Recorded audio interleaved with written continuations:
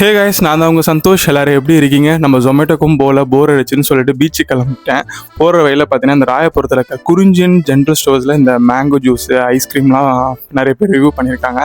So நம்மளும் ஒரு review போடுவோம் அப்படின்னு சொல்லிட்டு அங்கே தான் போய் நான் ட்ரை பண்ணியிருந்தேன். நம்ம ஃபஸ்ட்டு ட்ரை பண்ணது அந்த மேங்கோ ஜூஸ் தான்.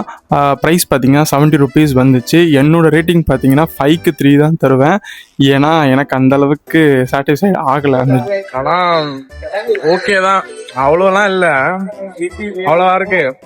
எனக்கு ரொம்ப மேங்கோ மாதிரியே இல்லை. அன்னைக்கு சாப்பிட்ட மேங்கோ ஷேக் நல்லா தான் இருந்துச்சு போல.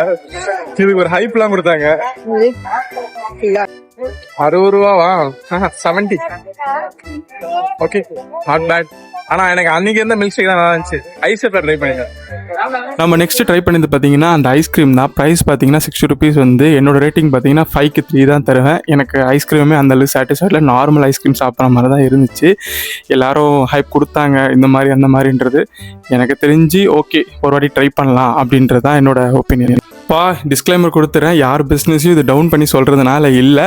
ஆஸ் அ நார்மல் பர்சனாக ஒரு ரிவ்யூரை கொடுத்து போய் எப்படி ஒரு ட்ரை பண்ணுவோமோ அந்த மாதிரி தான் நான் ட்ரை பண்ணேன். எனக்கு சாட்டிஸ்ஃபைட் ஆகலை, அதனால தான் இந்த இதில் சொல்லியிருக்கேன். நம்ம ஐஸ்கிரீம் சாப்பிட்டுட்டு ஜூஸ் குடிச்சிட்டு கடைசியில் பீச்சுக்கே போகல, அப்படியே அங்கேருந்து நம்ம அப்படியே ரவுண்ட் அடிச்சுட்டு வீட்டுக்கு காலி ஆகிட்டோம் கைஸ்.